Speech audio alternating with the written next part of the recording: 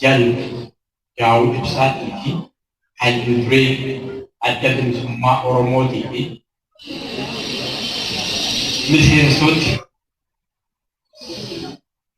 أدب سما أورمو sadarka har rages kugesani aku diki aka kongresi federal Oromo kapaujin baga ijanagati wala ini baga gamande jadi tan nama serdi sini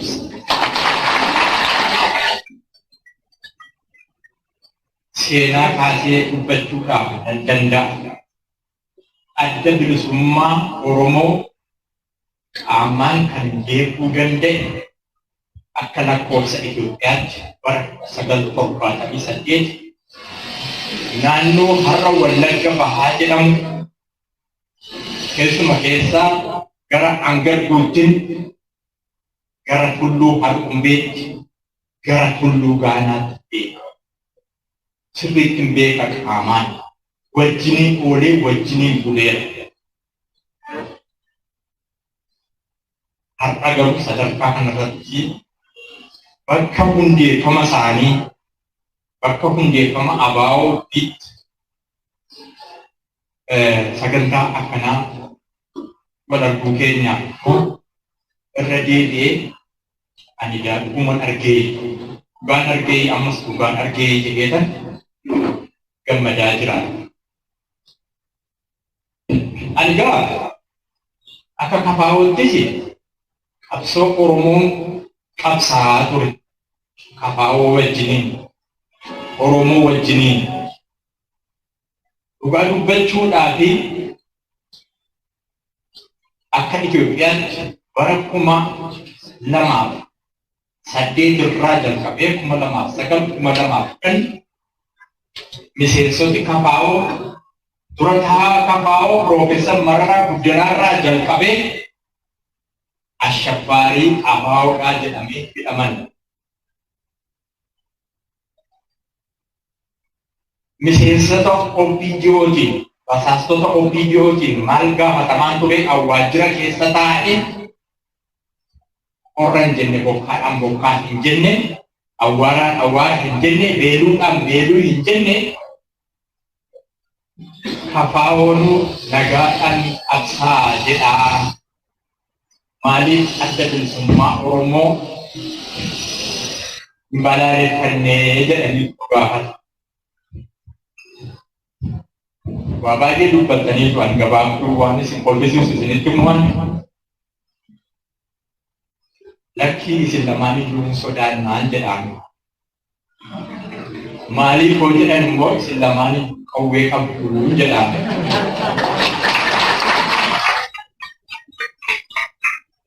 Misal tak kenya yero wadit kau, yero wanar baru, urati jadi tani, itikan kenya,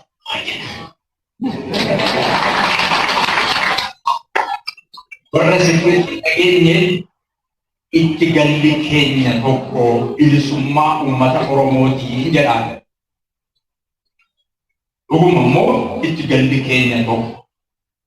Amma mokuno walbara abanne walcina abanne naginyan kapsajira itigala kenya mi patajira itigala kenya eksuda itigala kenya kuntura hala kanan kesu moda dabalatani hala kana walitin fiduke sanif bujaga komani sini jea Ani kapsokan nabarsise abba coach abbanko barresus bisus indandau aballa hadri yerom ta sadde tejeru manako birajar vedu o kam manake dada time pinto jala time abadu bisadure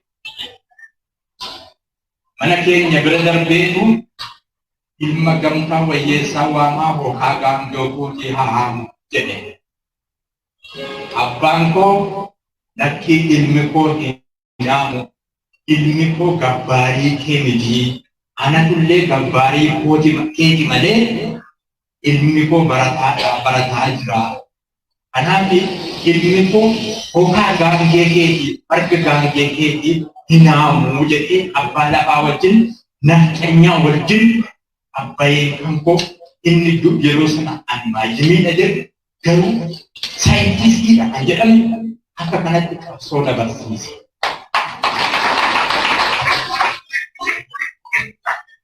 Isheen kun kan abbayee kootiiti. Dhugaa dubbachuudhaan kan isinitti seenaa kan isinitti muudhaan gudduun ta'ini warri asitti hin argamtanis warri asitti hin argamnes dhaamsi kan koo isa abbaan koo jedhe gabbaarii eenyu fa'uu durran jiru. Kanaaf akka jaallawwan adda bilisummaa Oromoo jaallawwan Kongireesii Federaalaa Oromoo eenyumaafu gabbaarii hin taanu eenyumaafu ashkarii hin taanu jedhanii qabsa'an isinis qabsoo keessaniif mudhii keessan jabeeffadhaa fi har'a haala kanaan walitti nu fidanii hamlee keenya sanii ta'uu isaaniitiif dubbachuudhaaf maqaa Kongireesii Federaalaa Oromoo Kampaa wajjin maqaa deeggartoota keenyaatiin maqaa uummata Oromootiin galatoomaa isiniin jedhaa jabaadhaa nu jabeessitanii galatoomaa. Injifannoon saba bal'aati.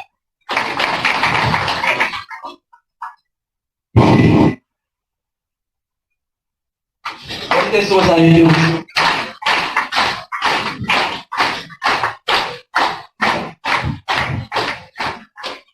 ترتيب متعاون ساميين بمكتل ولايتا ناشنال موفمنت chairman دكتور أمانويل موكيسون ودمجر كابزا.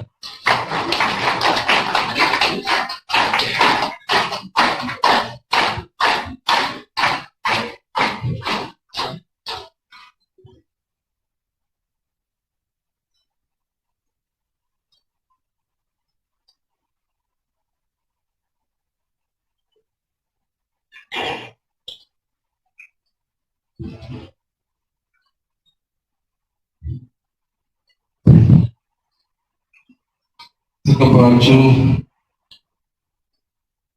እዚህ 50ኛ ዓመትን ኦሮሞ ነጻነት ፕሮግራም ተካተሙ የመጣችሁ የተከበሩ የኦሮሞ ነጻነት ግንባር ሊቀመንበር ጃል ዳውድ ሙሳ የተከበሩ ጃል ጀቤሳ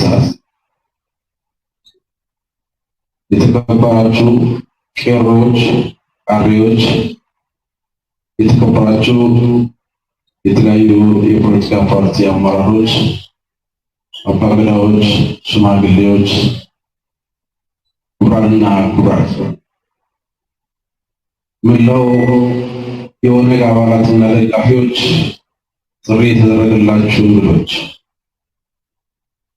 በሁሉ አስቀድሜ ሰኔ 24 ቀን 2015 የኦሮሞ ነጻነት ግንባር 50ኛ ዓመት ምስረታ ክብረ በዓል ለመሳተፍ በመታደሌ የተሰማኝ ልባዊ ደስታና ክብር በራሴና ወላይታ ብሔራዊ ንቅናቄ አመራር አባላትና ደጋፊዎች ስም ለመግለጽ እወዳለሁ።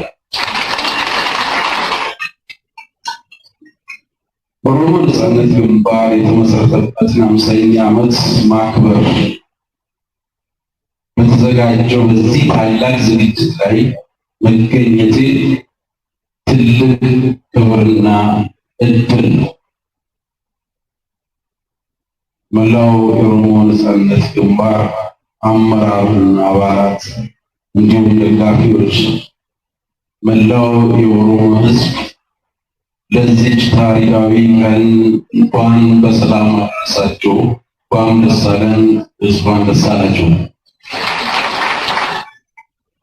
ኦነግ ላለፉት 50 ዓመታት ታሪክ አይቷል፣ ታሪክ ሰርቷል። እናንተም የታሪኩ አባል ናችሁ። ኦሮሞ ነፃነት ግንባር ለነፃነት፣ ለፍትህ፣ ለእኩልነት፣ ለብሔር ብሔረሰቦች ራስን በራስ የማስተዳደር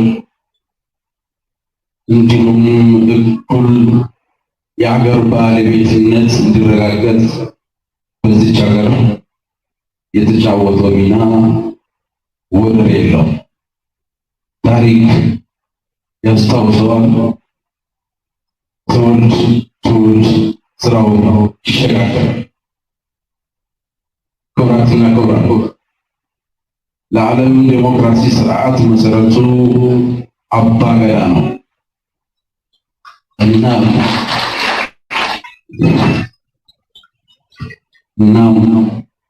የኦነግ መነሻው አባገዳ ነው። የዛሬ 50 ዓመታት ከኦነግ ዘመን የተፈጠሩ ፓርቲዎች በርካቶች ሲዳስሙ ለአምባገነኖች ሴራ ሳይፈጠር ጥፋት፣ ጥይት፣ እስራት፣ ስቃይ ሳያንበርክከው ይበልጥ ስር እየሰደደ ከብረት እየጠነከረ ከትውልድ ትውልድ የተሸጋገረ ኃያልነቱን ያስመሰከረ ትልቅ ፓርቲ ነው። ኦነግ ጽናት ነው። ኦነግ የመስመር ጥራት ነው። ኦነግ ዲስፕሊን ነው። ኦነግ የመሪ ፓርቲ ነው። ኦነግ እውነተኛ ወዳጅ ነው። ኦነግ እውነተኛ አጋር ነው። ስለዚህ በመጨረሻው ለዚች ቀን ያደረሰን አምላካችን ክብርና ምስጋና ይድረሰው። አመሰግናለሁ። መስመዳ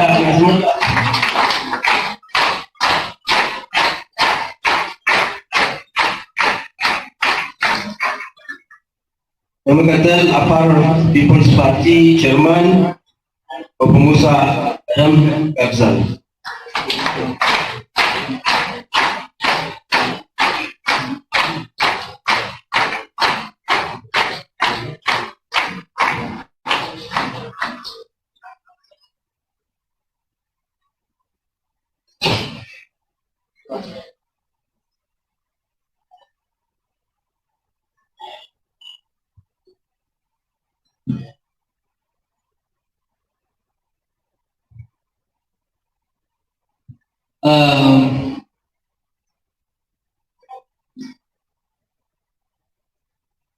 Alaba Oromo Iftuangatu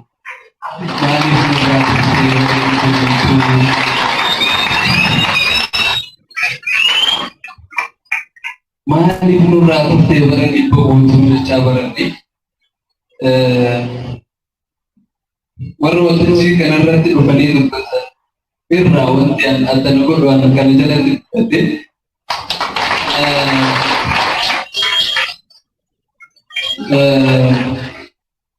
wanatigo normally wanatikamba late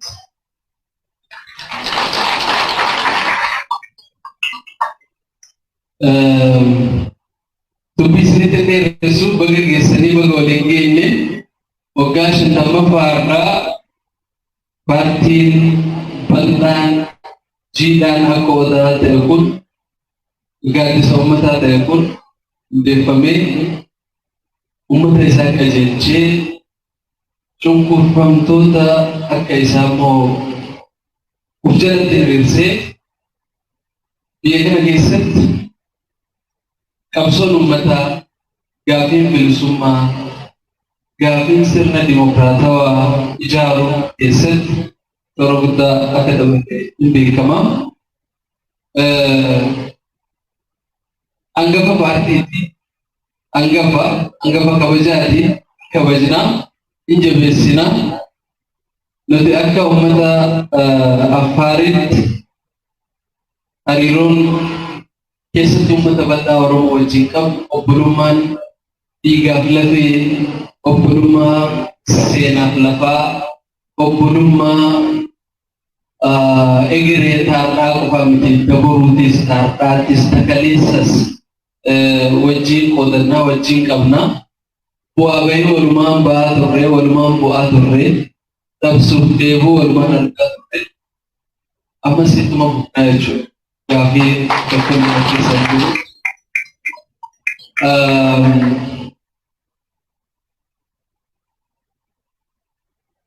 Kabajamtoota keenya warri asitti argamtan akkuma waliigalatti wanti ani isinii mirkaneessuu barbaadu nuti ka barbaadu akka sabaatti akka uummata biyya kanaatti walqixxummaa, tokkummaa, nageenya, badhaadhina hiyyummaa keessa jiru kana keessa baanee uummata addunyaa wajjin walqixa ta'uu, addunyaa duratti walqixa taanee mul'achuu, hiree keenya ofii keenya murteeffachuu danda'u, wal qabannee harka wal qabannee laga ce'uu barbaada. Kana gochuuf immoo karaan dhiyoo miti, qabsoon islaamtuu miti, lubbuu nama gaafatti. Akkuma argitan kana obboleeyyan keenya gaamaa asitti argitan kun warra aarsaa lubbuu qabdee. Kanaaf sunis kaffalamuu yoo barbaanne karaa siin beekna. Garuu wanti amma nu baasu ijoon asirratti kaasuu barbaadu ollaan nagaa ta'uu qaba. Oromiyaan nagaa ta'uu qaba. Nageenyi Oromiyaa nageenya biyya kanaatti jennee yaadna. Warri mootummaatis warri mootummaan ala jiranis rakkoo Oromiyaa haasaa siyaasaatiin maree siyaasaatiin qofa hiikoo irra jira. Kanumatu nu baasa. Kanaan alatti hawwan biyya kanaa, abbootiin biyya kanaa halkanii guyyaa dhiiga kumatuu qaba. Mari'atanii alaa galuun yeroon isaa amma natti fakkaata. Kana gamoo jiraate jechuudha. Wal dhaga'uun immoo dirqama natti fakkaata. Kanaaf wal gargaarree akka wal qabannee biyya taanee jabaannee sirna dimokiraasii gadhaabnee jaarree wal qixxummaa keenya jabeeffachuu kanarraa eegama jeetti yaada. Baga geessanii jaalladheen Daawud baga isin ga'ee isin jechuu barbaada. Baga gammadanii dhaabichi kun dhaaba mana kan keessatti akka amma haala arginu kan keessatti guyyaa kana kabaju ta'uun qabu malee turre garuu kunuu waanuma gaariidha. Kanuma irratti dabalaatuma deemna. Kaleessa sirboonuu har'a biraan ture. Har'a garuu biyya manguddoo teessuma tuulamaa jirra. Kun laaftuu miti. Ittuma fufna. Waa hedduu nu gaafata. Abdiin kutannoo walumaan wal jajjabeessinee firanneetuma galma keenyaa baga as keessanii ulfaadhaa jabaadhaa kabajamaa baga ittiin isin ga'ee baay'ee isin jaalannaa ulfaadha.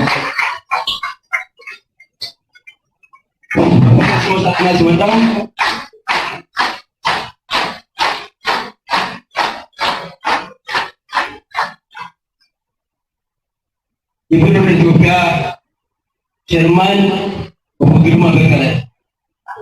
Naasmata.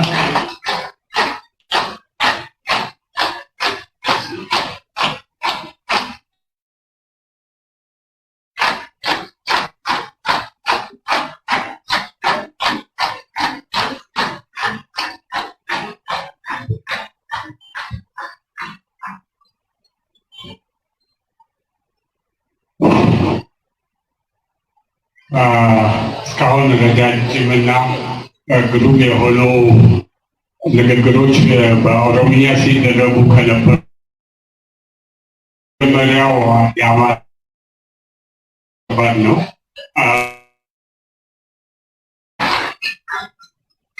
ጓድ ዳውድ ኢብሳ የአንጋፋው የኦሮሞ ትግል መሪ ድርጅት የኦሮሞ ነጻነት ግንባር መሪ በዚሁ ትግል ውስጥ አብረን እየሰራን ያለነው ጓድ ጀቤሳ ቀልቤሳ የፓርቲው ጸሐፊ፣ አባ ገዳዎች፣ አዳ ሲቄዎች፣ እንደኔው በትግል አጋርነት የተገኛችሁ የፓርቲ አመራሮች፣ ድንቅ ሙዚቃ ሲያስደምጡን የነበሩ የባንዱ አባላት፣ የጥሪ የተደረገላችሁ እንግዶችና ክብራትና ክብራት፣ በዚህ ረጅም የ50 ዓመታት የትግል ታሪክ የኢዩ በልዩ በዓል ላይ ተገኝቼ ፓርቲዬን ወክዬ ሀሳብ እንድሰጥ እድሉን በማግኘቴ ክብርና ኩራት ደስታ ይሰማል። ከኦሮሞ ትግል አንጻር ወደ ትግሉ ከገባሁበት ካለፉት 32 ዓመታት ጀምሮ በቅርብ የምከታተለውና በአጋርነት የተንቀሳቀስኩበት መሆኑን ሲገልጽ ከዚህ ረጅም የትግል ታሪክ ውስጥ በተለይ 3 ወቅቶችን ልጠቅስ እፈልጋለሁ። የመጀመሪያው የመንግስት ለውጥ በተደረገና የመጀመሪያው የሙከራ ምርጫ በሀገራችን ሲደረግ በ1984 ዓመተ ምህረት በክልል 10 ከኦነግ ጋር በምርጫ አስፈጻሚነት ሆነን በወቅቱ የጋራ አቋም በመውሰድ የትግል አጋርነታችንና አንድነታችንን የገለጽንበት ወቅት ነበር። ከዚህ በኋላ ከደቡብ ህብረት ጋር በሽግግሩ ወቅት በተወካዮች ምክር ቤት በወሰንነው የጋራ አቋም ወይ አቋማችሁን አውርዱ ያለበለዚያም ደግሞ ከሽግግር መንግስቱ ውጡ በሚባልበት ጊዜ ፓርቲያችን የደቡብ ህብረት አባል ስለሆነ ከዚያን ጊዜ ጀምሮ የነበረ ግንኙነት አለ ማለት ነው። ከዚያም ቀጥሎ በፓሪሳን በዚሁ የመጀመሪያው ግንኙነታችን የኢትዮጵያ ሰላምና ዲሞክራሲ ኮንፈረንስን አብረን ያዘጋጀንበትና ታጋዮቻችን ለዚህ ኮንፈረንስ የመጡ የኦነግ ታጋዮች በታሰሩ ጊዜ አጋርነታችን ገልጸን እንዲፈቱ የታገልንበት ጊዜ ነው። በአጭሩ ይሄ የመጀመሪያው ግንኙነት የ1984 ሲሆን ሁለተኛው በትግሉ ተጉዘን ህብረ ኢትዮጵያን ከ27 ዓመታት በኋላ በምንመሰረትበት ጊዜ በምስረታችን ላይ የፓርቲው ሊቀመንበር ጓድ ዳውድ ኢብሳ ተገኝተው የትግል አጋርነታቸውንና አብረን ለመስራት ያለውን ፈቃደኝነት የገለጹበትና የማበረታቻ መልእክት ያስተላለፉበትና ከዛን ጊዜ ጀምሮ ያለን የቀረበ ግንኙነት ነው። ሶስተኛው ወቅት እኛ በ2013 ምርጫ ወቅት በኦሮሚያ ክልል ውስጥ ያለው ተጨባጭ ሁኔታ ለምርጫ አይበቃም ብለን እንደ ህብረ ኢትዮጵያ የትግል አጋራችንን የገለጽንበትና በኦሮሚያ በምርጫው እንሳተፍ ብለን አቋም የወሰድንበት ወቅት ነው። እነዚህ 3 እንዲያው ለታሪክ ለማሳያነት የጠቀስነው እንጂ በኢትዮጵያው ሀገር አቀፍ ፓርቲ ብንሆንም የትኛው የትግል ጥያቄ በአግባቡ ሊስተናገድና በአገራችን ሀቀኛ ዲሞክራሲያዊ ስርዓት ሊሰፍን የግድ ይላል በሚለው ሁሌም እንደምናደርገው በዚህ አጋጣሚ ፓርቲያችን በትግል አጋርነት ከሌሎች ጋር መስራት ያለው ቁርጠኝነት እንገልጻለን። እንኳን አደረሰን፣ እንኳን ደስ ያለን። አመሰግናለሁ።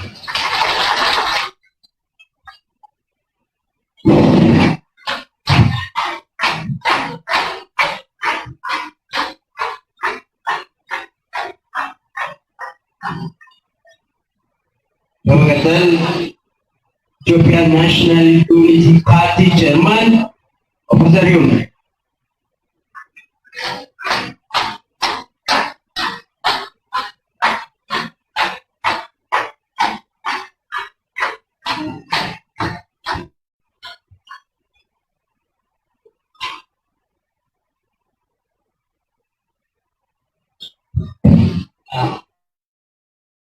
እንኳን ለ50ኛው ዓመት ወዲባ ሁላችንም አደረሳችሁ አደረሰን። ዛሬ እዚህ መድረክ ላይ ሆኜ ስናገር እጅግ ኩራት ይሰማል። በሁለት ነገሮች፣ አንደኛው ከዛሬ 9 ዓመት በፊት በኦነግ አሸባሪነት ተከስሼ በከፍተኛ ሁኔታ በእስር ቤት ያሳለፍኩ ነው።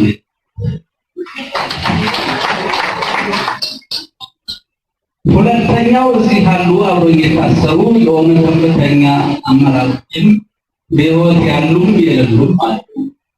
በዚሁ ድርጅት በእስር ቤት በነበርን ሰዓት በከፍተኛ ሁኔታ እንቅስቃሴ ውስጥ እንደገና በመከሰስ ለሁለተኛ ጊዜ ደግሞ ለፍርድ የቀረብንበት ሁኔታ ነበር። ይህ ሁሉ ታሪክ አሳልፈን 50ኛው ኢዮቤልዩ በዓል ደግሞ ሲደርስ የታሰርኩለት ድርጅት በዓል ላይ መቅረቤ እጅግ ሁለት ብር ደስታ ሰጥቶኛል ማለት ነው። ምንም እንኳን ፓርቲያችን የተለያየ አይዲዮሎጂ ቢኖረንም በሀገራዊ ጉዳይ ላይ ተባብረን የምንሰራ ይሆናል። ስለዚህ ብዙ ታሪክ አላበዛም። ጊዜያችን እዚህ ታላቅና አንጋፋ ድርጅት ኦነግ ሕይወታቸውን ላጡ እጅግ ክብር ይሰማናል። እኔም ፓርቲን ሁለተኛ ኦሞ ዳውድ ኢብሳ እንኳን ለዚህ 50ኛ ኢዮቤልዩ በዓል አደረሳችሁ። በመጨረሻም በኦነግ ጋር የስትራቴጂክ ግንኙነት ይኖረናል። በትግል ላይ ከፍተኛ አባብሮ የመስራት ሁኔታ ስላለ ወደፊትም በጋራ የምንቀጥል ይሆናል። አመሰግናለሁ።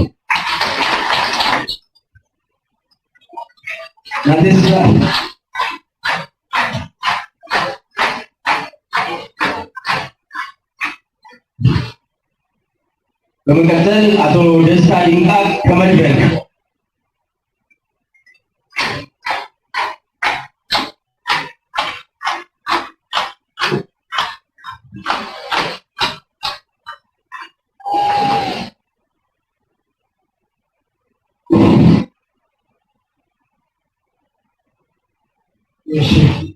kabajamoo fi ulfaatoo hayyuu duree adda bilisummaa Oromoo Jaal Daawud Ibsaa akkasumas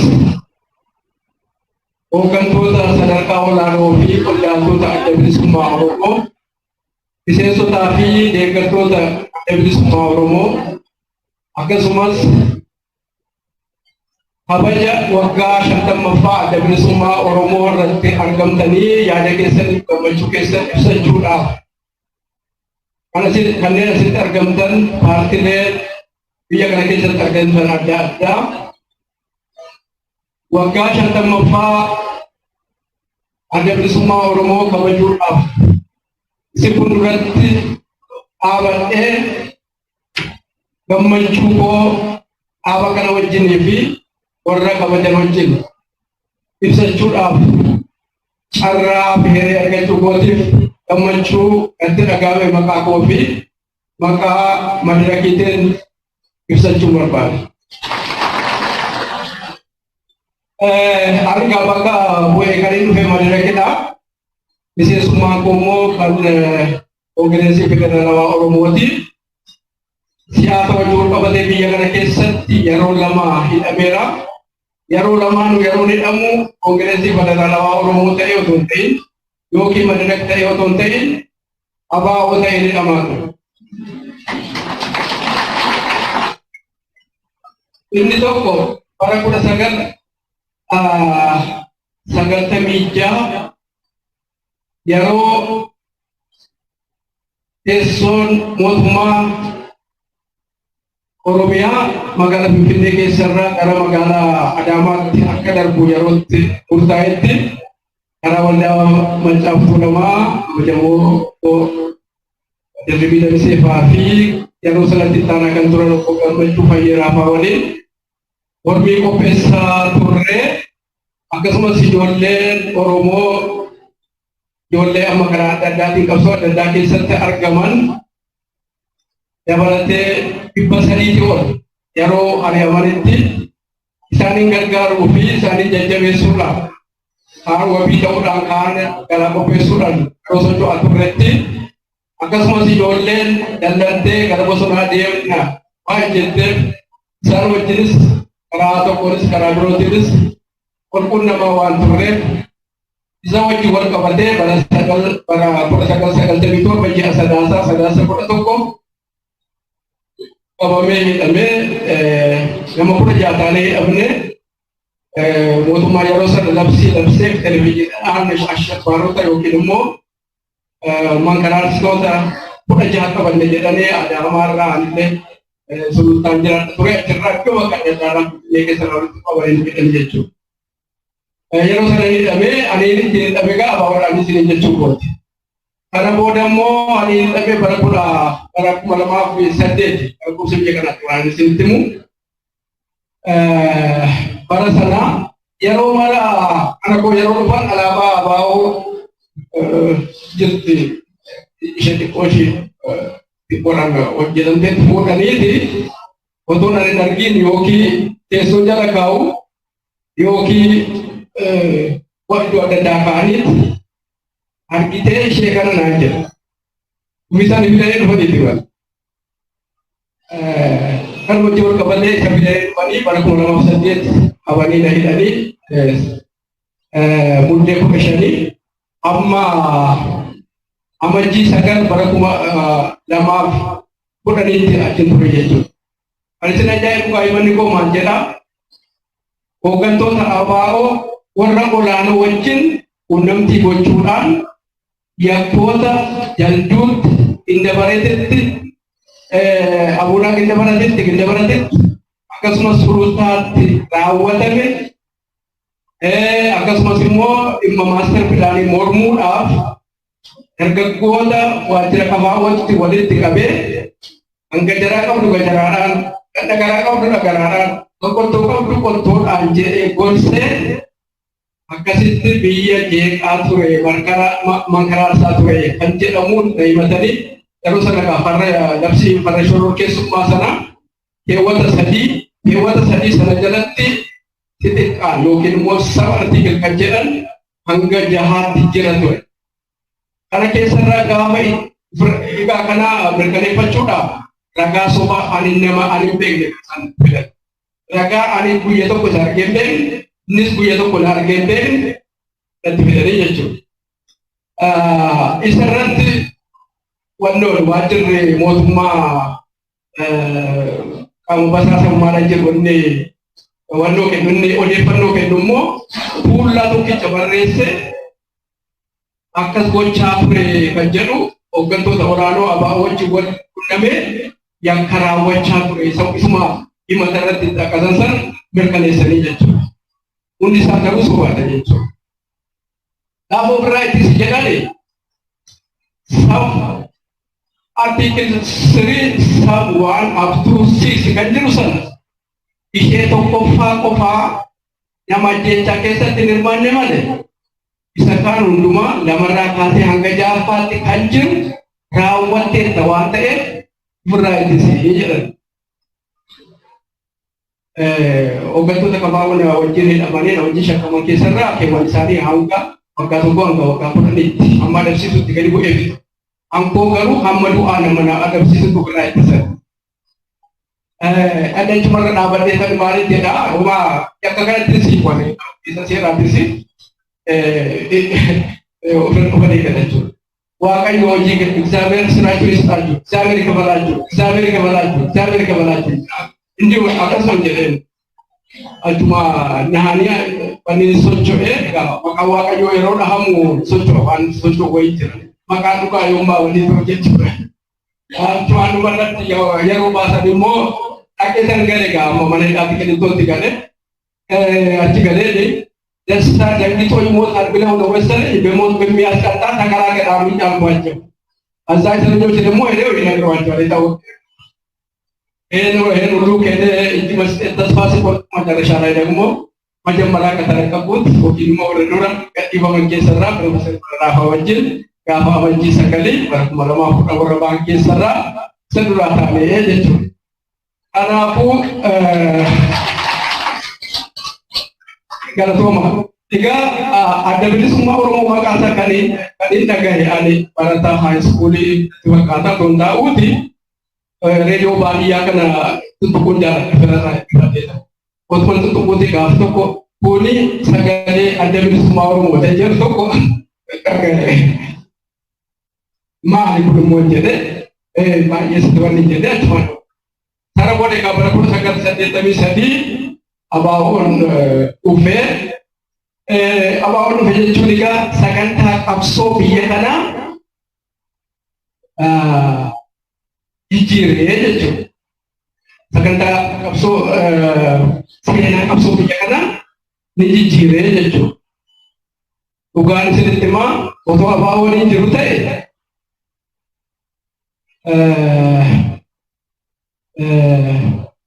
heerri mootummaa amma jiru kun hin jiru. Otoo abaa'oon hin jiru ta'e afaan oromootiin hojjechuun hin jiru. Otoo abaa'oon hin jiru ta'e dhaadhiiwwan hin uumamu. Otoo abaa'oon hin jiru ta'e federaalizimiin wanni wal sabarratti hundaa'e kun hin ijaaramu. Egaa abaa'oon Oromoo seenaa siyaasaa Itoophiyaa fi Itoophiyummaa barachaa turre ammoo barumsattis akka cimaa wayii waan tureef siyaasa kutaa የፖለቲካ ትምህርት አጀር bara osoo kutaa afur baannoo jiruutiin baran waa'ee Itoophiyummaa waa'ee tokkummaa nurratti waan jedhamu ture nutti himama ture baay'ee jaaladha isin ajaa'iba baay'ee jaaladha waan manatti manne gowwaan waan itti wasiin fudhatu miti waan fudhatu jechuudha. Egaa abaa'oon dhufaatii isaa seenaa kana jijjiiree jechuudha. Seenaa awwaalamee ture, seenaa Oromoo awwaalamee ture, seenaa Affaar awwaalamee ture, seenaa Sidaamaa awwaalamee ture, seenaa Walaayitaa seenaa hundumaa awwaalamee turetu as bahee jechuudha. Isa inni bahee kana taphachaa jirra erga waggaa bara 1983 akka lakkoofsa biyya kanaattii fi yookiin immoo bara 1991tiin hanga har'aatti kan jiru siyaasni taphatamaa jiru siyaasa abaa'oo fidee dhufedha jechuudha. Mana ilaalla yoo jenne mataa dhukkubsinaa soba wajjin wal'aansoo wal qabnaa jechuudha. Egaa akkuma hayyuu dureen dubbatanii tokkoffaa waan itti milkaa'an dubbachuudha. Lammaffaa qormaata keessa darban yaadachuudha. Sadaffaa immoo xumuratti gochuudha. Biyya kanaaf dimookiraasiin hin barbaachisa. Walqixxummaan hin barbaachisa. Sirni hin barbaachisa. Naamusni hin barbaachisa. Akka obboleessi keenyi Bomusaan afaan irraa jedhan biyya kanaaf badhaadhinni hin barbaachisa. ijoollee keenya akka gammadu akka nagaa argattu hundumtuu barbaachisaa jechuudha. Kanaaf jecha immoo dhaabbileen siyaasaas lammiilenis uummannis dhugaa duukaa bu'uun isarraa eegama. Siyaasni biyya kanaa jeeqamee daddaaqameeti kan inni jiru. Waan nuti afaan hin dubbannuufi wanti lafarra jiru baay'ee addummaa qaba. Haa ta'uuti ufdanna malee nama biraa dagaa hin jirru. Moksina malee nama biraa moksaa hin jirru. Maaliif yoo jettan hundumti keenya iyyuu bu'aa soba keenya bu'aa hojmaata ga'ee keenyaaf badee keenya hammataa jirra. Namni naammanne yoo jiraate ani hin beeku. Egaa kana wajjin wal qabatee qabsoo fi gucni ABO'n qabsiise qabsicha keessatti daaqamni jeequmsi caccabinni wal dura dhaabbannaan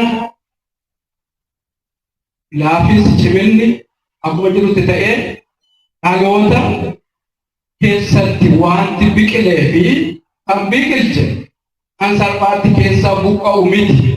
Qarshii keessaa buqqisuu hin danda'u, sodaachisuun keessaa buqqisuu hin danda'u, abaabbaluun keessaa buqqisuu hin danda'u. Akkuma argitan kana kunoo otuma namni du'u, otuma namni hidhamu, otuma namni dararamu, otuma maatiin bittinu qabsichi otoo ijoolleen hin duune malee hin jiraannu maal malee walqixxummaa malee dimookiraasii malee ulfina malee badhaadhina malee jedhanii bakka adda addaatti gadi kanfalaa jiru. Gatii amma dargaggoonni keenya fi ijoolleen keenya qeerroo keenya kanfalaa jiran kana salphisuuf gabaabsuuf gaheessota kanarraa warra barate kanarraa hin eegamaa jechuudha. Innis maal gochuu dhugaa hojjechuu dhugaa hordofuu sirna godhachuu naamusa godhachuu dhaloota har'aatiif yaaduu dhaloota boruutiif yaaduu ulfinaaf yaaduu for the big picture isaatiif yaaduutu nurraa eegamaa. Kasharabummaa keessa haa baaduu abaa'oo jechuun kabaa'oo jechuudha. Kabaa'oo jechuun abaa'oo jechuudha. Abaa'oo jechuun uummata Oromoo jechuudha. Ashalabbee fi kan jeeqan asiif achis jiraachuun akkuma jirutti ta'ee jechuu kooti. Kanaafuu akka uummata Oromoottis akka uummata biyya kanaattis rakkinaa fi lola biyya kana raasaa jiruuf jeeqaa jiru dhabamsiisuudhaaf harka wal qabannee haa kaaduu. Ammas irra deebi'ee waggaa 50ffaa dhaloota adda bilisummaa Oromoo isa waggaa 2 waggaa 3 na hangafuu bakka keessanii jedha. Galatoomaa.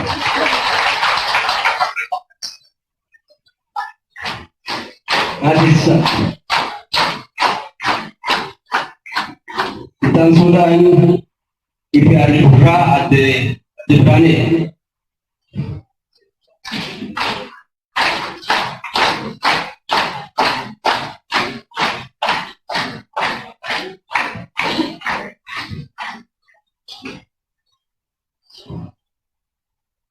Galatoomaa.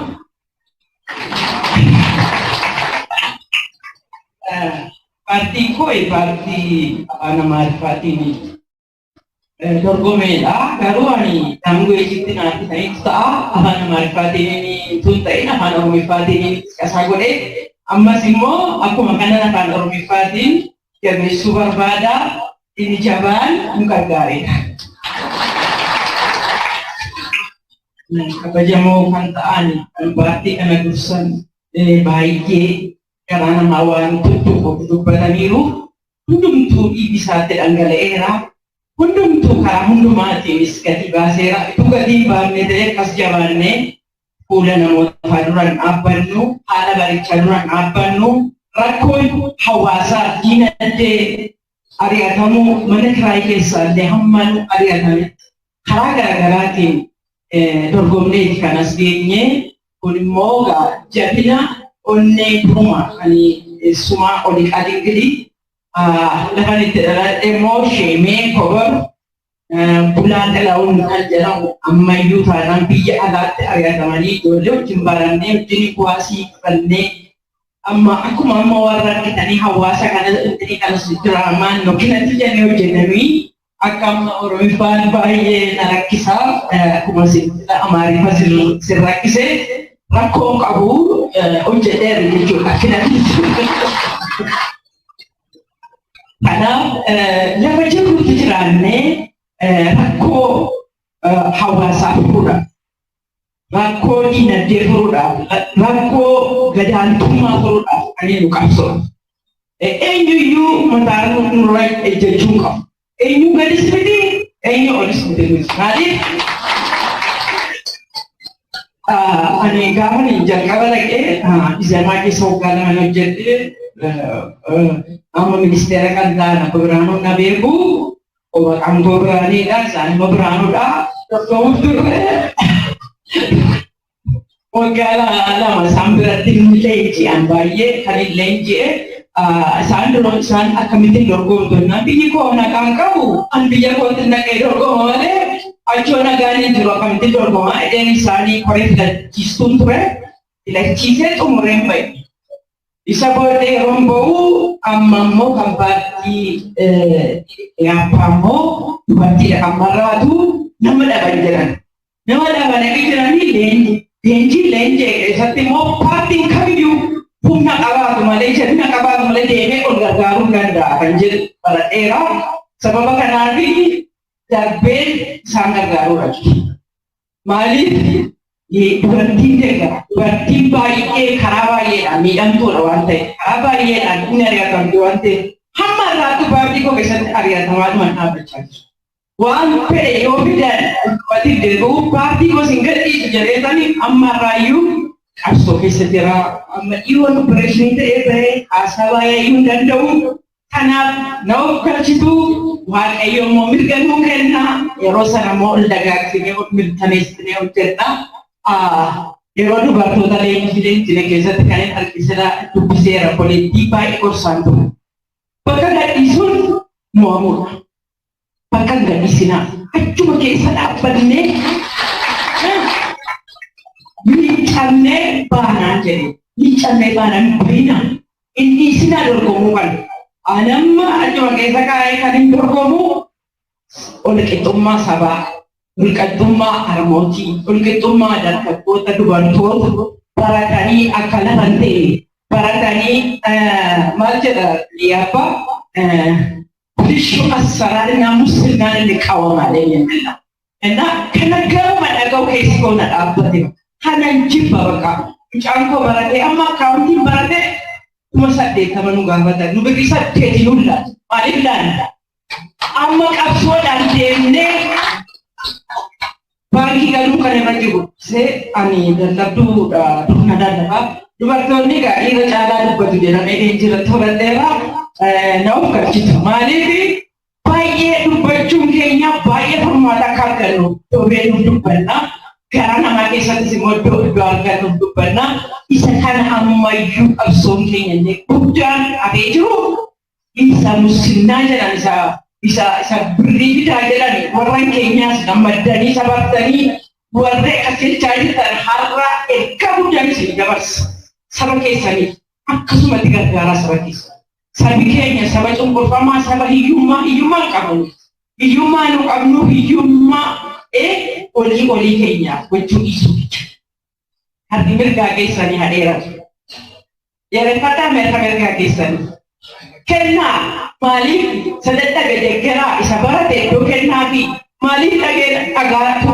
lamarra kae lagatu de kobilistoni hojjeta itu barate samu qabu jiru kana ammas qabsoon keenya itti fufa wal qabanne hojjenna ni mo wanti nu mormu jiru wanti qawwa kana bashine litwa qawwa balina wani no tenno garagaru tikamna ishe mun sirrekan ልዩነቶችን ኖሮናል ልዩነቶቻችንን ደግሞ በጋራ በፍቅር ተስማምተን ተመካክረን ብንሰራ የተመረጠ ውጤታማ እንሆናለን የመጀመሪያ ላይ ተናግረናል ምክክሩ መጀመሪያ ምርጫ ይሁን ብለን ስንታገል ነበር ግን የሚሰማን ሰው ስለጠፋ በዛ ምክንያት ነው አሁንም በወንበር ዙሪያ ብንመካከር ብዙ ውጤት እናመጣለን ብዬ አስባለሁ።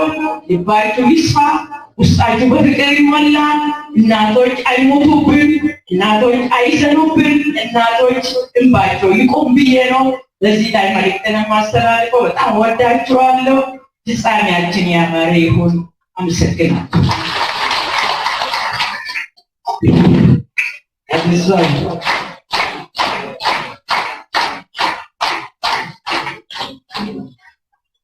Sudan Mocha Democratic Party ra Burhanu Alamu.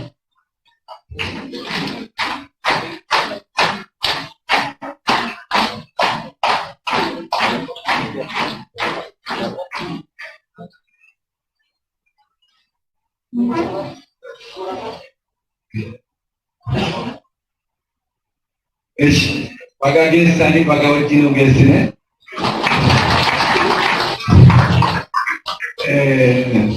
አንድ ተረት ትንሽ ልበልና አገዳኔን ጨባው እንዴት ተፈተፋ አላጋኔን ቀለኑቱ ወልተፋ ይላል።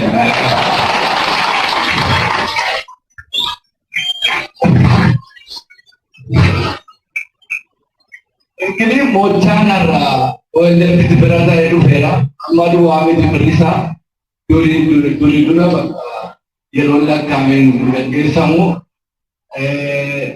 ወለፍንስ ሁንዳታይ ወቃ ወጋሻን ተማታይ አማሃራ ማናከነቲ ሞቺሴራ ኦሮሚያ ትንሽ ትንላት አማርኛ ያዘጋጀፈላት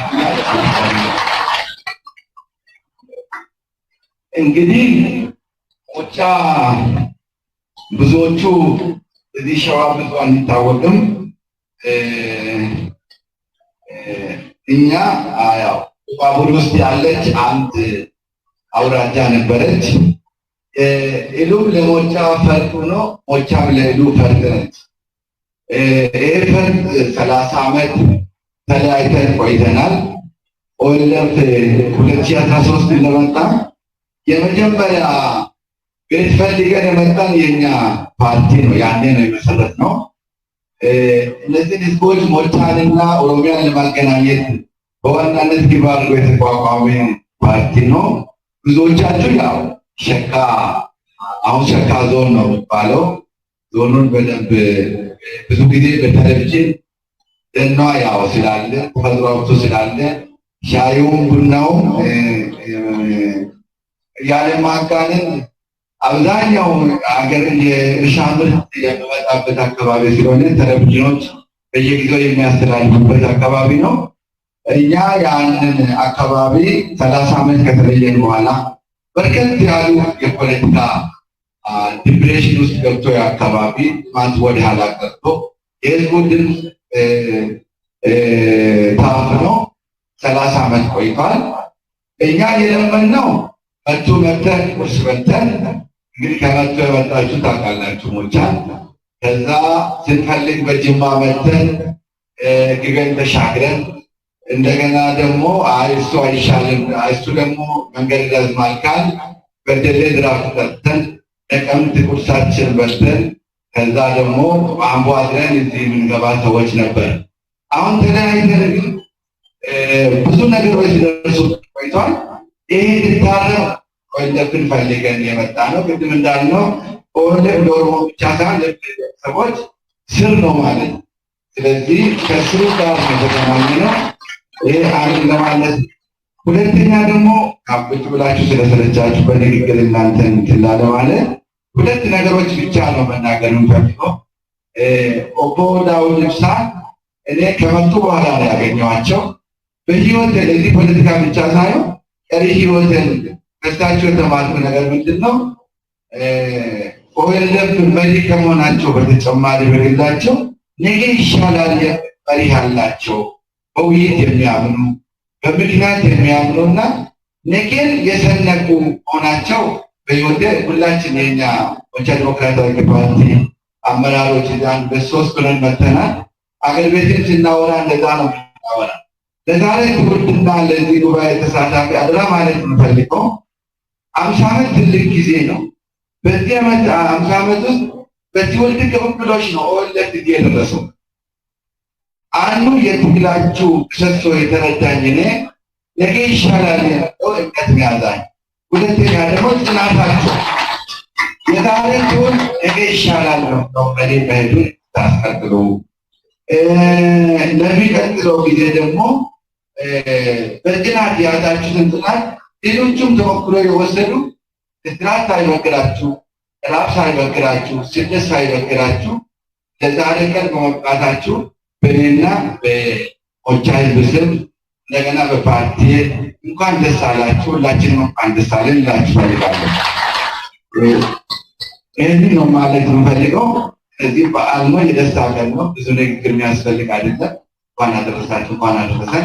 አብረን አንድ ሆነን አንድነት ዲሞክራሲ ሰላም ምን ማለት እንደሆነ፣ ዲሞክራሲ ምን ማለት እንደሆነ፣ ህዝቦች እኩልነት ምን ማለት እንደሆነ፣ አንድነት ምን ማለት እንደሆነ ጠንከር ያለ በብሔራዊ ፌደራሊዝም ያለ የብሔሮች እኩልነት የተረጋገጠ የህዝቦች እኩልነት የተረጋገጠ የጋራ ሀገር መስርተን አሁን ካለው ፖለቲካ ዲፕሬሽን በሰላም አብረን የምንኖርበት ጊዜ ይስጠን። ደግሞ በትግላችሁ አረጋግጣችኋል። ቀጣይም በጽናት ዛሬ ደርሳችኋል። አብረን ሆነን እንታገላለን። አመሰግናለሁ።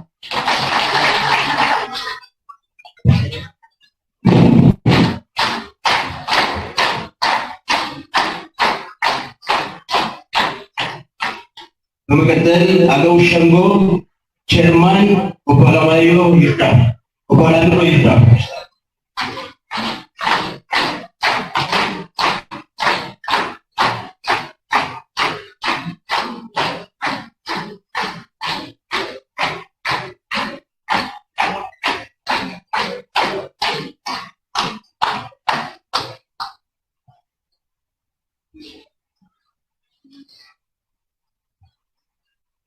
ቅድም ስሜ ለኦሮምኛ ስለማይመች ነው መሰለኝ አቶ የመድረክ አስተዋዋቂ ጓደኞችን እየጠራልኝ ስባለ በቅናት ገሎኝ ነበረ።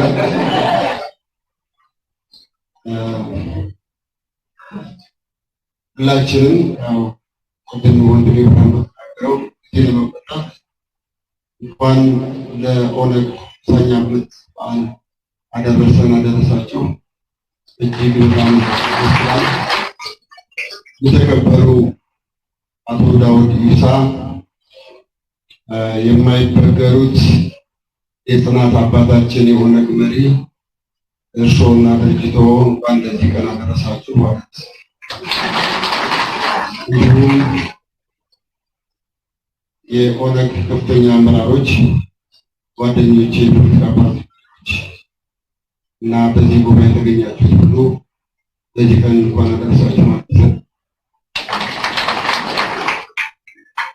እኛ ስለ ኦነግ በተለይ ፓርቲ ከምስል በኋላ በቅርብ አብረን ያለን ሰዎች ነን። ከኛ በላይ ደግሞ ጠላቶቻችን ከኦነግ ጋራ እንደምንቀበል በየቀኑ ነው የሚነግሩን። ስለዚህ ኦነግ እና እኛ አብረን ሆነን መላው የኢትዮጵያ ሕዝብ በጠላቶቻችን ፕሮፓጋንዳ መሰረት ኦነግ ሁሉ ጊዜ በምኝታችን በኑሯችን ሳይቀር አብሮ እንዳለ ነው የሚገምቱት። እንኳን ገምቱ፣ ደስ ይለናል።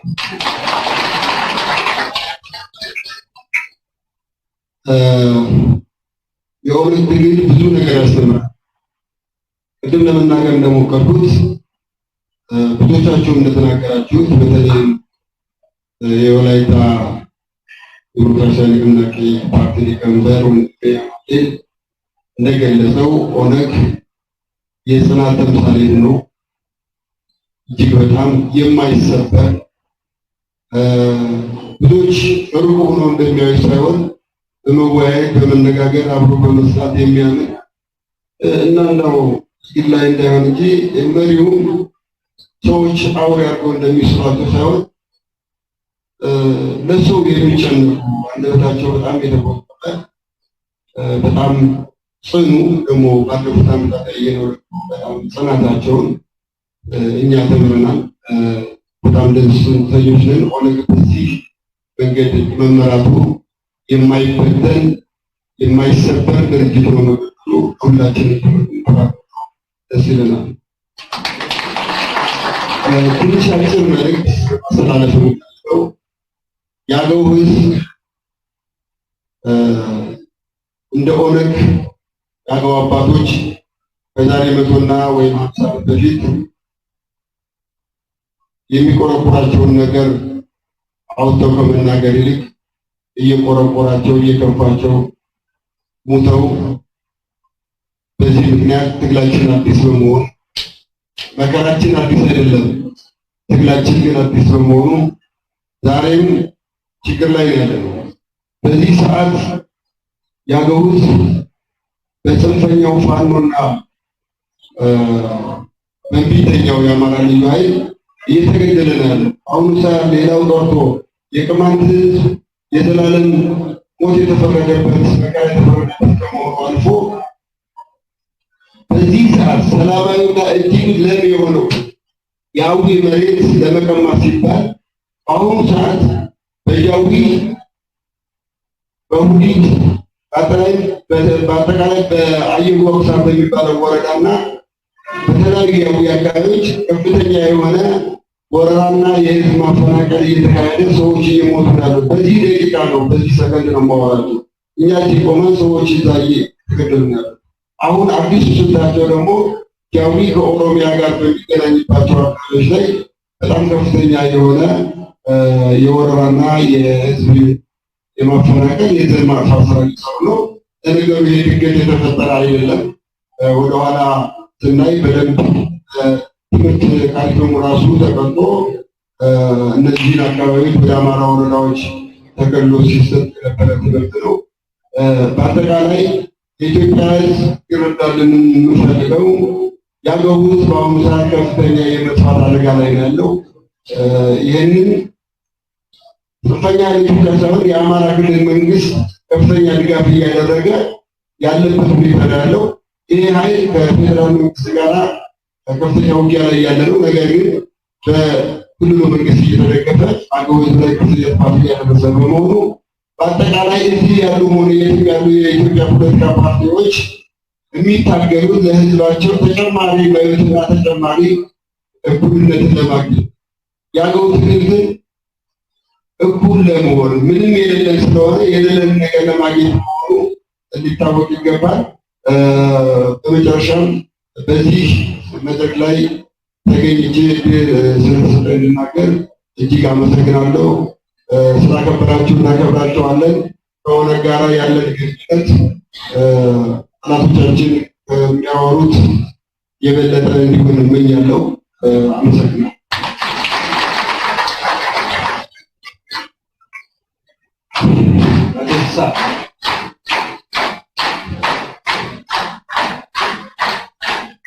በመቀጠል አገው ፓርቲ ፎር ጀስቲስ ኤንድ ዲሞክራሲ ቼርማን ዶክተር አዲሱ መኮንን።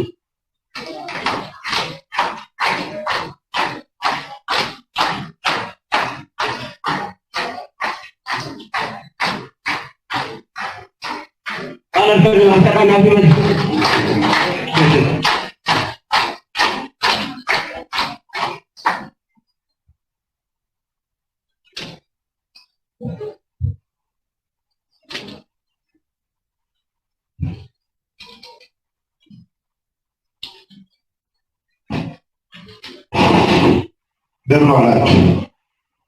ሰላም ናችሁ? ያው እንደምን ዋላችሁ ካልኩኝ ሰዓት 7 ሰዓት ስለሆነ የለውና ለዛ ባገውኛ ደግሞ አዲና ስላለ ያው የተከበሩ የኦሮሞ ነጻነት ግንባር ሊቀመንበር ኦቦ ዳውድ ኢብሳ፣ የተከበሩ የኦሮሞ ነጻነት ግንባር ከፍተኛ አመራር ኦቦ ጀቤሳ፣ የተከበራችሁ የኦሮሞ ነጻነት ግንባር ከፍተኛ አመራሮች፣ የተከበራችሁ የኦሮሞ ነጻነት ግንባር መካከለኛና ዝቅተኛ አመራሮች፣ እንዲሁም አባገዳዎች፣ ቄሮዎች፣ ስንቄዎች እና በዚህ ያላችሁ በውጭ ሀገር የምትኖሩ የኦሮሞ ነጻነት ግንባር ደጋፊዎች ጥሪ የተደረገላችሁ የተለያዩ የፖለቲካ አመራሮችና እንግዶች እንኳን ለ50ኛው የኦሮሞ ነጻነት ግንባር ኢዮቤልዩ በዓል አደረሳችሁ አደረሰ። በመቀጠል በዚህ በደመቀ በአማረ እና በወኔ በተሰነቀ ህዝብ መሃል ውስጥ 50ኛ ዓመትን የኦሮሞ ነጻነት ግንባር ኢዮቤልዩ በዓል ተገኝቼ እንድናገር በአገው ለፍትህና ለዲሞክራሲ ፓርቲ ስም የኦሮሞ ነጻነት ግንባር ምስጋና እየላቀ ነው። የኦሮሞ ነጻነት ግንባር በኢትዮጵያ ታሪክ እጅግ በወርቅ የተጻፈላቸው የፖለቲካ ብቻ ሳይሆን የነጻነት ፓርቲዎች ውስጥ ግንባር ቀደም የሆነ ነው። ሆነን በኢትዮጵያ ታሪክ በተለይ ደግሞ በአምሳዎቹና በስልሳዎቹ መጀመሪያ አካባቢ ላይ በኢትዮጵያ ምንም አይነት አይደለም ሀሳብ ይዞ መነሳት፣ አይደለም መሰባሰብ፣ አይደለም መደራጀት ቤት ውስጥ እንኳን መተንፈስ በማይቻልበት ዘመን ውስጥ በልህና በቁጭት የኦሮሞ ሕዝብ የኢትዮጵያ ብሔሮች ብሔረሰቦችና ሕዝቦች ለምን በጨለማ ውስጥ ይኖራሉ? ነፃነት ያስፈልገናል፣ እኩልነት ያስፈልገናል፣ ፍትህ ያስፈልገናል በማለት በተባበረ ክንዱ ለሁላችንም ነፃነት የታገለ ዘመናዊ ሸሪክ ወርቃማ የሆነ ድርጅት በመሆኑ ይህ ድርጅት ደግሞ በተለይ ደግሞ እንደኛ አይነት ታዳጊ የሆኑ የፖለቲካ ፓርቲዎች አብረን እንድንሰራ እየሰራንም ስለሆነ እየሰራን በመሆናችን ደግሞ ትልቅ ትምህርት እየቀሰምን ትምህርት ቤት የገባንን ያክል ልምድ እየተለዋወጥን ለነፃነት የጀመርነው አጠቃላይ እንቅስቃሴ እየደገፈን እያገዘን እንደ ትምህርት እየሰጠን በመሆኑ አሁንም ለኦሮሞ ነጻነት ግንባር ትልቅ ክብር አለን፣ ክብር አለን።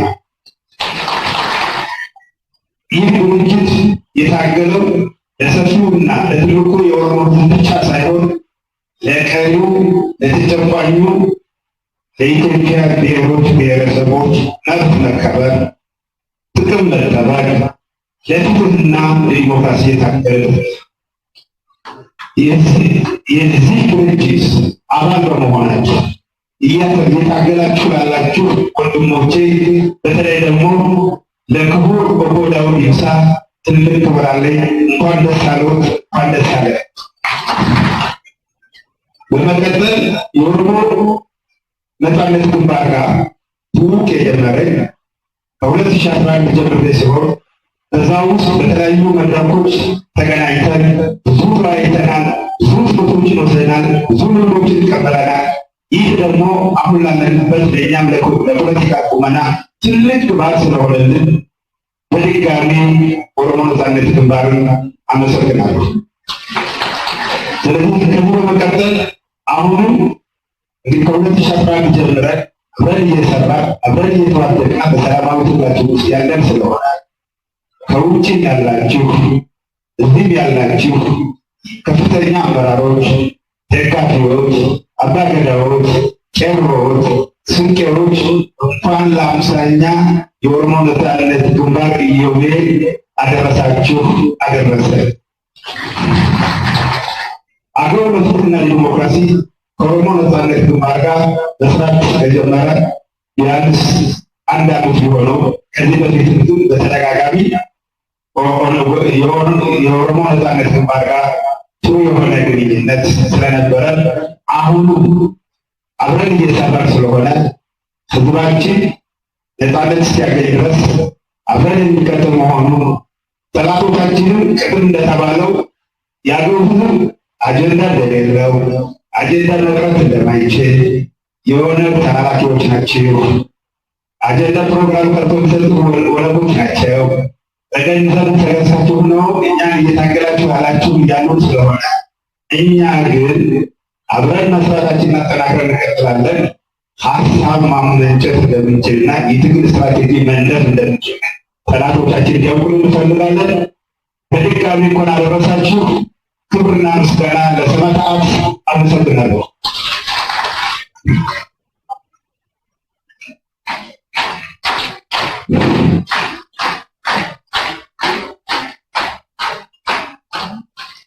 በመቀጠል ቅማንት ዲሞክራቲክ ፓርቲ ቸርማን አውግቾ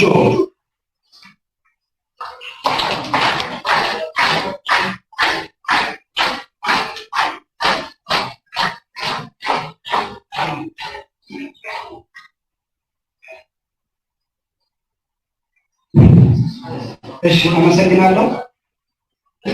የተከበራችሁ ጥሪ የተደረገላችሁ ሌሎች የፖለቲካ ፓርቲ አመራሮች፣ የተከበሩ ክቡር የፓርቲው ሊቀመንበር ክቡር ዳውድ ኢብሳ፣ ክቡራትና ክቡራን፣ ዛሬ በዚህ ፕሮግራም ተገኝተን ንግግር እንድናደርግ ስለተፈቀደልን ላቅ ያለ ምስጋና ማቅረብ እወዳለሁ። ከታላቁ የኩሽ ነገድ የዘር ክንፍ ከሆነው አንዱ አካል ከቅማንት ዲሞክራሲ ፓርቲ የቅማንት ህዝብ የዲሞክራሲ ፓርቲ ኢዴፓ ወክዬ እዚህ እንዲገኝ ስለተጋበዝኩኝ ላቅ ያለ ምስጋና ማቅረብ እወዳለሁ። ዛሬ በርካታ ወገኖቻችን አጥተን ለአምሳኛ የክብር ቀን በዚህ ላይ ተገኝተን ለመወያየት በመብቃታችን ክብር ለእግዚአብሔር ማቅረብ እወዳለሁ። እንግዲህ የቅማንት ህዝብ በአማራ ክልል በሰሜን ጎንደር በማዕከለኛው ጎንደር አካባቢ ሰፍሮ የሚገኝ ማህበረሰብ ነው። እጅግ በጣም በርካታ ስቃይና ግፍ እና በደል ያሳለፈ ህዝብ ነው። ዛሬ እኔም እዚህ ላይ ስገኝ በጣም በርካታ ጊዜያትን በእስር ቤት አሳልፈን አንዴ የኦነግ ተላላኪ፣ በሌላኛ ጊዜ የህወሓት ተላላኪ፣ እንዲሁም በሌላኛው ጊዜ ደግሞ የግንቦት ሰባት ተላላኪ የተለያየ ታርጋ እና ስያሜ የተሰጠ ትክክለኛ የሆነውን የዲሞክራሲያዊ ትግል እንዳናደርግ በርካታ እንቅፋቶችን ቆራርጠን እዚህ ደረጃ ላይ የደረስን ህዝቦች ነን። እንግዲህ ይህ ህዝብ የተለያየ ታርጋ ይለጠፍበት እንጂ አንድና አንድ የማንነትና የራስ አስተዳደር ጥያቄ ብቻ እንዳለው ማንኛውም ማህበረሰብ እውቅና እንዲኖረው ለማሳሰብ ያክል ነው። ሆኖም ግን ትግላችን ዛሬ ብቻም ሳይሆን ከዚህ በፊትም በርካታ መስዋዕትነት እየተከፈለ የመጣ ትግል በመሆኑ ጽናትን ከኦሮሞ ነፃነት ግንባር ተምረናል። ለቀጣይም በጋራ አብረን እየተመካከልን ለመስራት ዝግጁ ነን። እንደ አንድ ታላቅ ትምህርት ቤት በጣም በርካታ ተሞክሮችን ስታካፍሉን ቆይታችኋል። ለቀጣይ እንደምታካፍሉን ተስፋ እናደርጋለን። በዚህ ታላቅ ክብር ተገኝተን ስለተጋበዝን አሁን ደግሜ ደጋግሜ ላቅ ያለ ክብርና ምስጋና ማቅረብ እወዳለሁ። አመሰግናለሁ።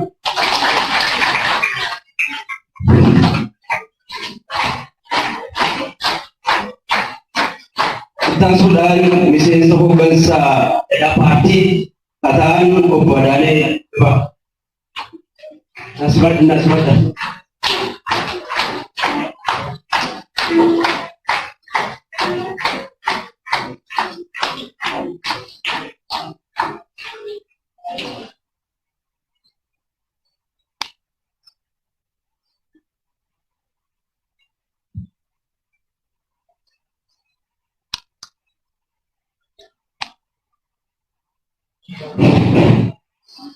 Aye nadani moratti ekasi jaalalasi anafi dursa kan kennamne kanaaf baga waaqayyoon biyya har'aati hunda keessan uummanni biyya keessaas uummanni Oromoonni biyya alaas baga guyyaa waggaa 50ffaa kabaja kanaaf singee kana jedhu Damsa Kosiliidhaan Ayyee kanatti taasisee bagammoo waaqayyoon har'a uummata keessa mata kana keessa teessanii akka kabajattan jaalala Daawud Ibsaa hoogganaan adda bilisummaa Oromoo har'a uummata keessatti kan akka Koloneel Ayyaanaa Gammachuu Kana ka olbaanaa fa'a isaan kan sunni keessanuu uummata keessa jirtutti mul'attanii har'a bakka guyyaa kabaja kanaa paartiilee hunda wajjin isin ga'ee jedha. Ayyee har'a dhugaa waaqaatiif ani akkuma ani haaraa dhaladhetti natti mul'ata. Addi bilisummaa Oromoo ani waggaa 4 caala dhaladhee jechaadha. Har'a waggaa 50 Egaa dhaloonni keenyas gaafa duraarraa kaasee maccaaf tuulamatu adda bilisummaa Oromoodhaan naamusa gaarii, adeemsa gaarii achi keessaa ba'anii akka silaafuu har'a addunyaa kana guutuu har'a kun paartileen kun hundumtuu ragaa ta'aniiru. Adda bilisummaa Oromoo jechuun beeniidha, yaabbiraniidha, aartaniidha. Kana jechuun kana hunda uume qaama keenyaaf maalli seenii kun waan akka ta'u beeku. Paartileen kun hundumtuu adda bilisummaa Oromoo jiraachuu baate hin uumaman. Kana dhageeffadhaa. Miti Oromoo sirrii miti. Eeyyee. Egaa maalanii kan isinitti immoo ani achi gara naannoo Giincii kana mana Zoogaa Boojiyaa fa'aa biraa akkuma mucaan har'a yaaddessaa Zoogaa Afrikaa alaabaa kan hojjetedha. Kan isaan keessatti dhalannee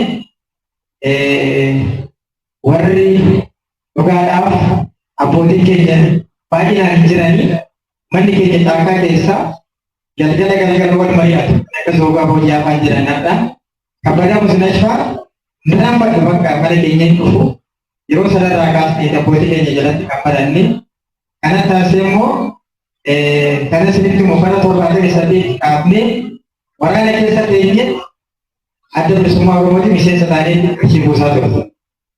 Kana dhagaa innaa kanaaf adda bilisummaa Oromoo jechuun dhugaadhaaf namatti waan balleessu waan biyya kanarraa soma balleessu fakkaata malee adda bilisummaa Oromoo jechuun laggisa adda bilisummaa Oromoo, bosonni adda bilisummaa Oromoo, baalli lafaa hundi adda bilisummaa Oromoo.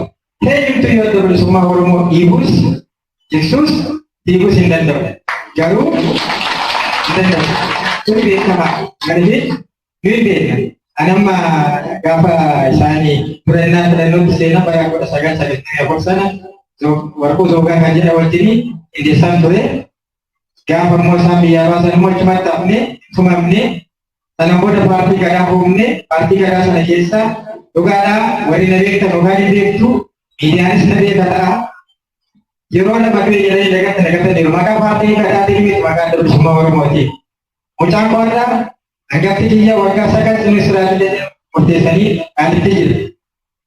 Mucaa tokko na jala ajjeesanii dhuguma sirriitti himaa kuni ani paartii gadaa keessa jira malee kanaaf adda bilisummaa Oromootiin dararamu qalli qomoonni. Kanaaf Waaqayyoon uummata Oromoo hundi keessa inni biyya alaas inni biyya keessaas har'a kanaaf baga siin ga'ee jedha. Wareegamtoota keenya immoo kan nu jedhanii wareegaman kan nu jedhanii har'a kunoo kanaan ga'an kana isaanis booda keessan daandii haaluu jedha. Ayyee har'a dhugaa waaqaatiif waan tokko dudubbataniiru isaan hundumti isaanii dudubbataniiru. Har'a Oromoo dhiibuudhaaf Oromoo balleessuudhaaf wanti godhamu kun sirrii miti yaa mootummaa nu dhaga'ii. Amsa keenya sitti mannaa lafti Oromoo lafa waraanaa hin ta'inii. Lafti Oromoo lafa biyyattii kana jiraachisu adaraa taa'ii dubbadhu adaraa taa'ii nama wajjiniin haraarani. Ijoolleen har'a bosonatti namaan kun dhugaa dubbannaa kan gojjaa dhabanii, kan mana warra isaaniitti jibbamanii, kan jireenya dhabanii, qeerroo fi qarreen wayyaanee dhagaadhaan biyyaa hari'ee kanaaf taa'ii dubbadhu. Oromoon achi yoo ka'e galaana. Kanaaf amma ammaatti hobseera Oromooni obsumaan dhaggeeffata. Guyyaan dhumaa jira. Guyyaan du'aa jira. Kanaaf yaa mootummaa nu dhagaye haraara nurraa fudhadhu nu haraaranii biyyi kunis biyya haraaraa haa ta'u jedha. Ayyee gadaan yoomayyuu taanaan egaa sirna gadaatiin qabsaa turre warri faana eebamaa turanis reechannaa dhagan waan ta'aa turan arganiiru dhuguma waan adda bilisummaa Oromoo duudhaa aadaa safuu eenyummaa kan wal qabateetti sirna gada wajjin wala adda bilisummaa Oromoon immoo itti dabarseeti itti kenneedha. Hangafa Oromoo ijoo Oromooti. Kanaaf isa dhugaatiif naamusa guddaadhaan deemu namuma tokko gaaf tokko nama daldaseetu argeen beeku. Yaa kabajuu mana miseensonni adda bilisummaa Oromoo hooggantoonni hundi isaanii naa galateeffadhaa. Hayyee ammas immoo akkasumatti obsaan dandeettiidhaan deema. Garuu har'aa kaasaa kan namni jalaa du'u barbaada. Namni tokko akka nu jalaa du'u barbaada. Inuma iyyan, inuma labsan nu dhaga'uu dandeetta yaa mootummaa nana maaloo nu dhiisii iyyan kan marratan dhaabaa qoraa bulaaf fayyadaa.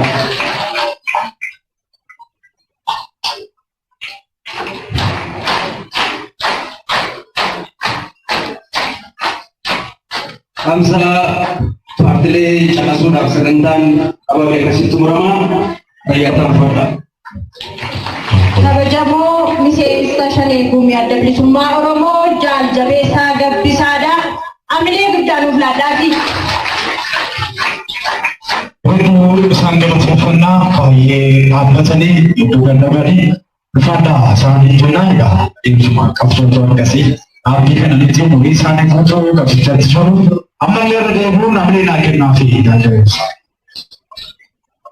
Egaa kabajamtoota keessummoota keenya amma waan beelofta waan fakkaataniifu sirni cuukoomuu bakka kanatti geeffama. Cuukoo kana kan nu muran kabajamoo hayyuduree adda bilisummaa Oromooti.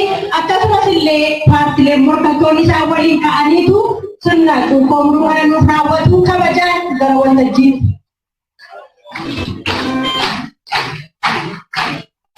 Kabajamoo hayyuduree adda bilisummaa Oromoo Boordaawwan Boorsaa akkasuma qonnaattota adda bilisummaa Oromoo isa gabbaraachuu kafokaa kaalee paartiiwwan nagaa yaallachuu andee wale madrag nagaa bazachuuleen. Egaa Oromoon aadaa qaba. Keekii muruun aadaa Oromoo miti kaleessa nutti dhufee aadaan keenya ni ganamaa cuukoodha waan ta'eef cuukoo kana isinii qopheessinee irraa dhandhamaatii itti gammadaatii itti bohaaraa isiniin jenna. Nagaa yaallachuu kafokaa kaalee paartiiwwan babaluu andee wale madrag Makachu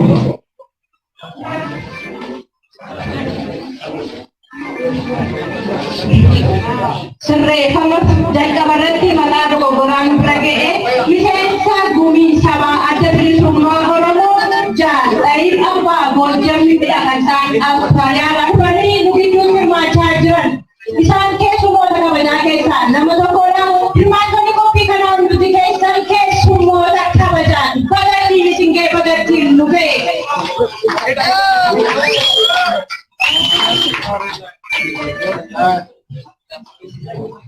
Mata parti kato Profesor Marah Dinar Gudu tergalani su awle kesalitti kata anadu jenna. Kanaaf turani dhimma biraadhaaf bakka biraa turani amma isaa jedhanitti yeroo bareedaatti kan isaan dhufanii ammallee anaa dhufuutti jenna. Yeroo kana paartilee morkattoota jajjaboo biyya kun qabdu waliin adda bilisummaa Oromoodha. Waggaa 50 sirna cuukoomuu gaggeessaa jira. Amilee nuun aadaa fi kabajamtoota keessummoota keenya.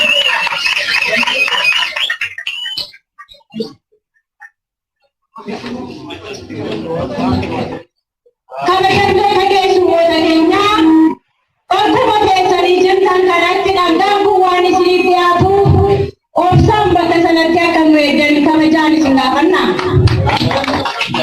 Abile kesalitti kata Jukos Krishan Mayas ada bersama orang bermuatan berarti kan itu kegiatan berlalu ini bertemu raja ketemu anda bersama orang kegiatan bagaimana kemudian mereka tahu sesuatu itu semata kemudian mereka tahu sesuatu itu semata Amile ini tidak ada. Kita jangan buat apa yang kita bersani di tempat kita dan amile nuna tapi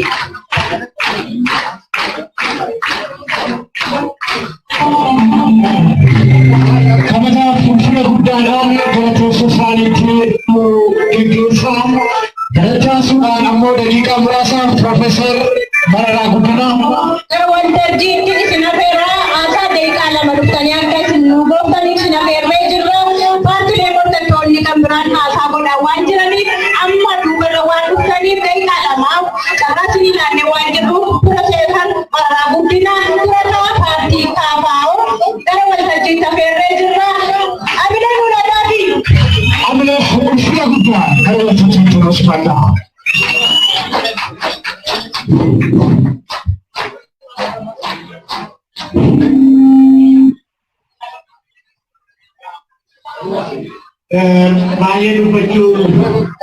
bayi baju lembar baru jangan lupa nanti jika bagasi kami kuni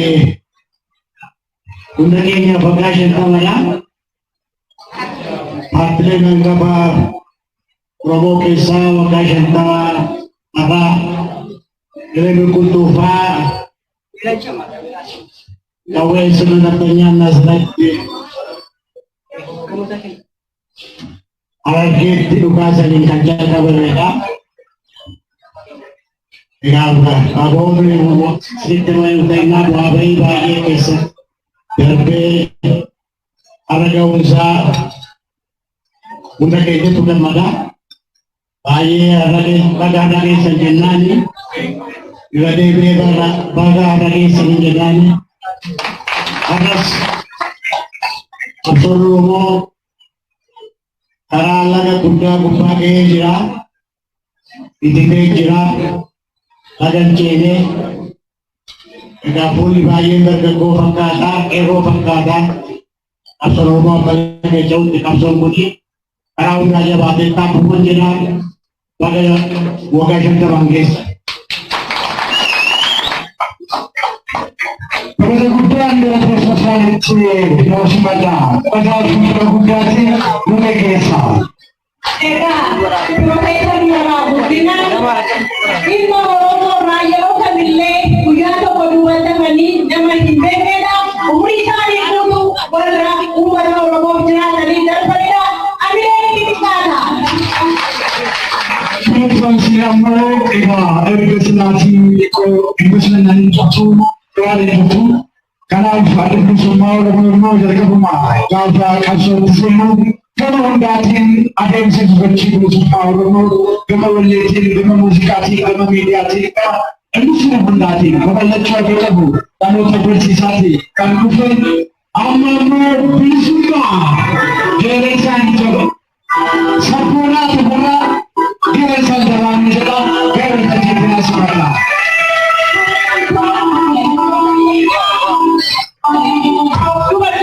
Di semua orang-orang, anda akan dapatkan budi di asofmu, anda akan cari mengatakan dan kasih ngajaran ini akan tahan kopesa ni, anda akan nanti kopesa ni wanjira ni dapi lu tidak asofmu nada lana, jadi wanjira ni ada di semua orang-orang bila nada dapi.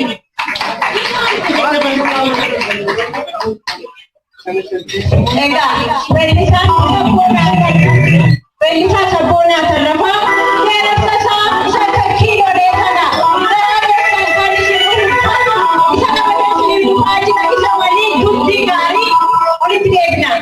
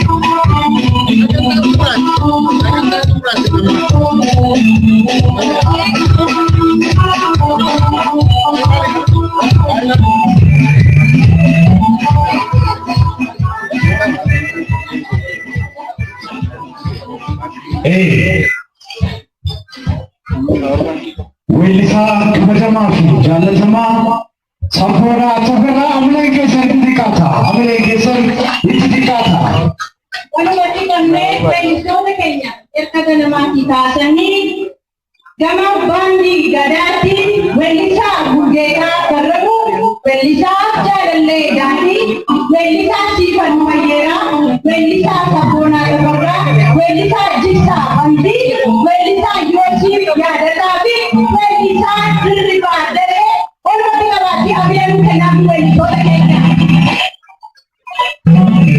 Kadhattaashee bakki isin jirtan mana nyaataa aadaa Oromoo kan aadde Maamituu Afuriyaa yookaan mana nyaataa aadaa Oromoo kan Uumamme isaaniif hamilee nu kennaafi.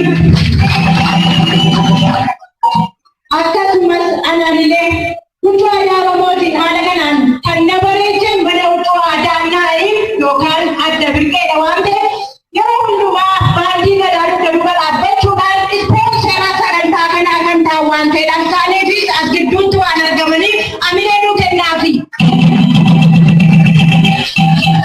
Kan formaatocha miidiyaalee gurguddootti argamtanis waamicha kabajaa kana hawaasanii ayyaana hundeeffama waggaa 50ffaa adda bilisummaa Oromoo akka miidiyaalee akka kanatti jabinaa fi Oromiyaan gama Oromummaatti hojjetanii adda bilisummaa Oromoo eegaa baachuu keessa ba'e haala hundeeffamaa sagantaa jalqabaa saabaa yookaan sagalee bilisummaa Oromoo irraa eegalee haga irratti miidiyaalee gurguddoon afaan Oromoon hojjetan jiru.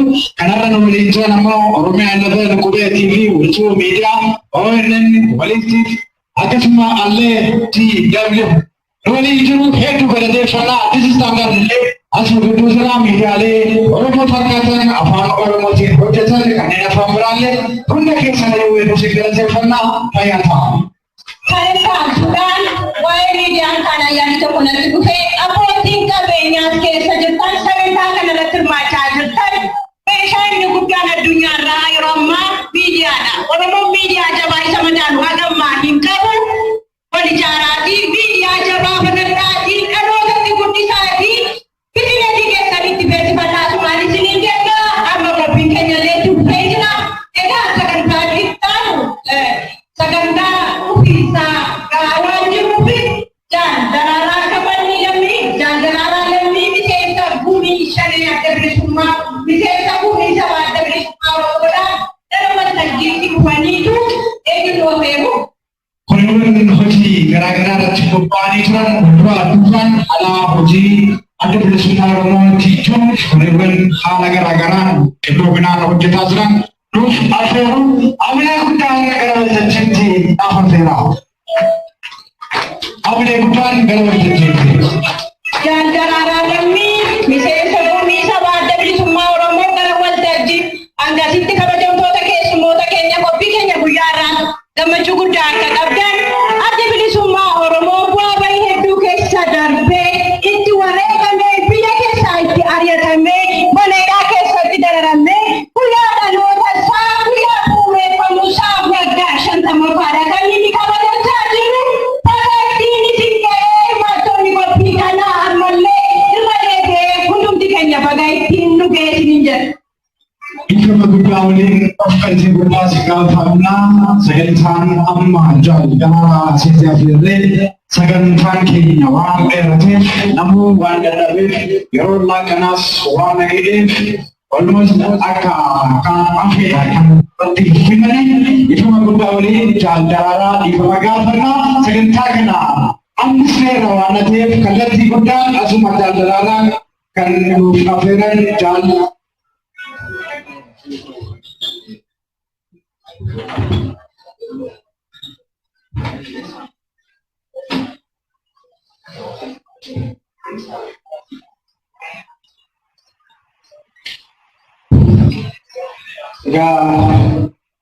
Baga itti singee baga guyyaa har'aa geessan isiniin jedha baga injifattan egaa koriilee adda bilisummaa Oromoo akkuma jiranitti ta'ee kan amma addaatti isin affeeru yeroo isaa gabaabaa waan harkaa dhumatee fi waan gabaabbatee fi miseensa shanee gumii sabaa adda bilisummaa Oromoo jaarjabeessaa gabbisaa haasaa qopheessaa kan hoogaa wasitti affeera naasi maddaame.